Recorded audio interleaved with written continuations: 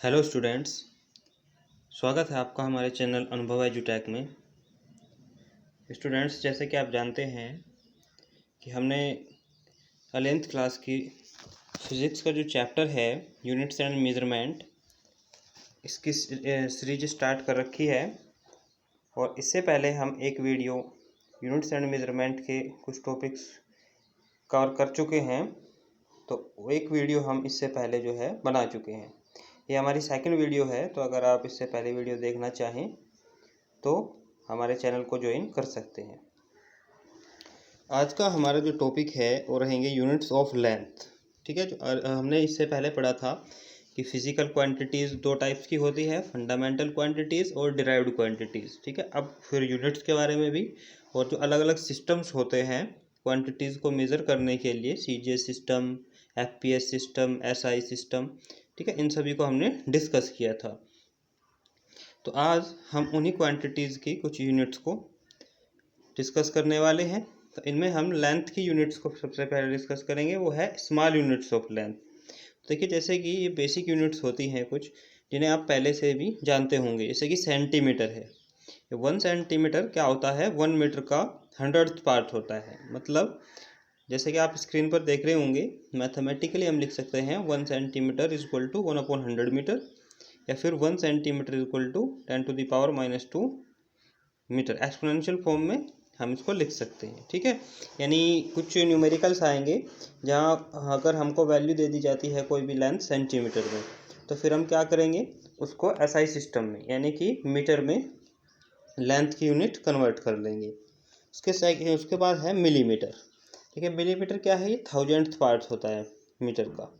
ठीक है, बिल्कुल बेसिक चीज़ है, इजी चीज़ है, इसमें कोई भी ऐसी डाउट वाली चीज़ नहीं है। तो 1000th part of standard metre क्या है? 1 millimetre is equal to 1/1000 metre. Clear होगा आपको? तो 1 millimetre is equal to 10⁻³ metre. जहाँ भी कोई वैल्यू आपको मिलीमीटर में दी गई हो, तो जैसे कि आपको कोई लेंथ दी हुई है 2 मिलीमीटर, तो आप 2 × 10⁻³ मीटर में उसको कन्वर्ट कर लेंगे। इसके बाद नेक्स्ट आ जाता है माइक्रोन। माइक्रोन को जो हमने ब्रैकेट में लिखा है म्यू सिंबल से हम डिनोट करेंगे।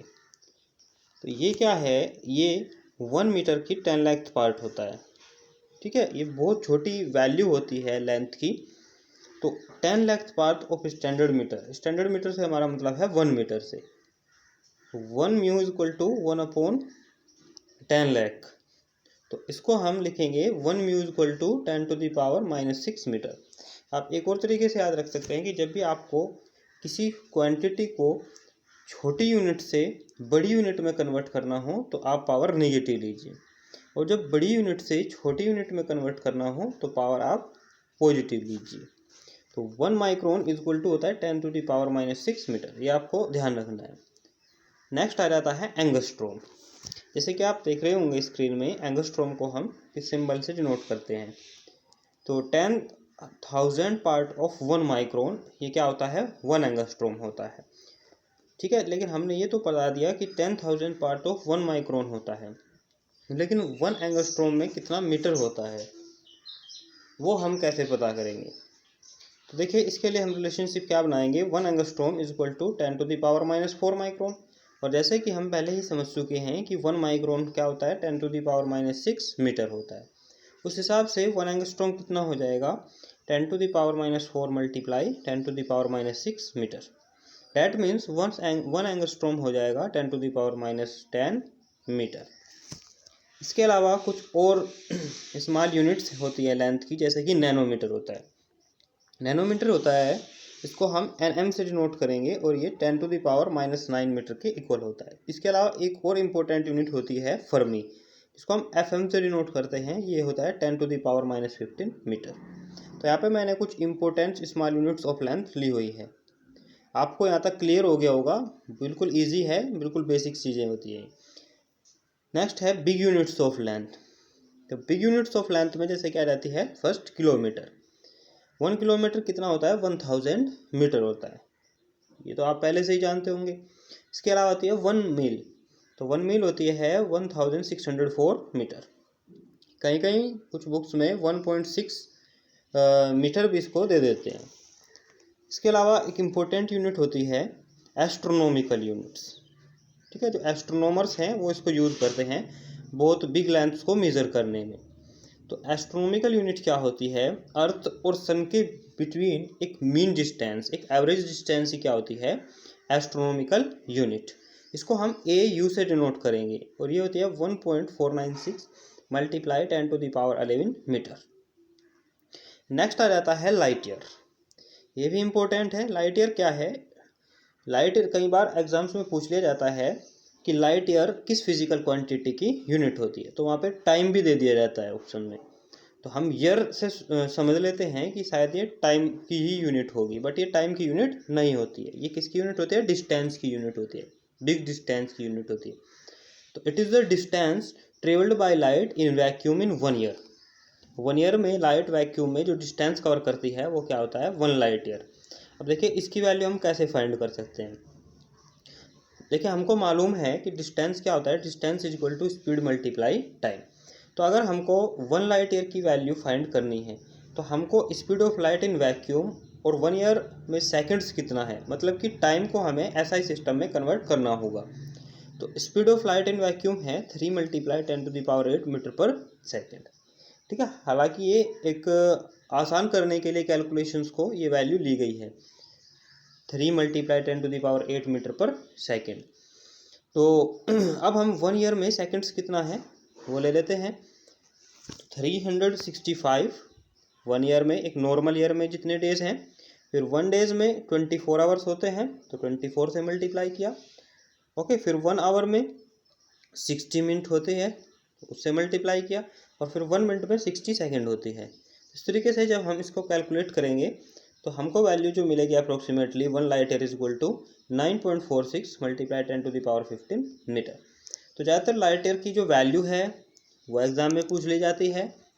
ठीक है, या फिर लाइट ईयर किस फिजिकल क्वांटिटी की यूनिट होती है, तो यहाँ आपको ध्यान रखना है, इम्पोर्टेंट है। नेक्स्ट है पार्सेक। ये क्या है, it is the largest practical unit of distance, जो कि एस्ट्रोनॉमी में यूज़ की जाती है। ओके, फिर लास्ट में हम ये भी समझेंगे कि जो एस्ट्रोनॉमिकल यूनिट है, पार्सेक है और लाइट ईयर है, इनमें से जो बिगेस्ट यूनिट ऑफ लेंथ है वो कौन सी है।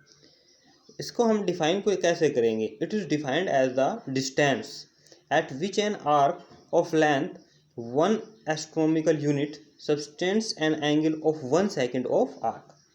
देखिए मान ले कि ये बी पॉइंट पे क्या हमने दिखाई हुई है, अर्थ देख रहे होंगे आप स्क्रीन में, और सी पॉइंट पे सन।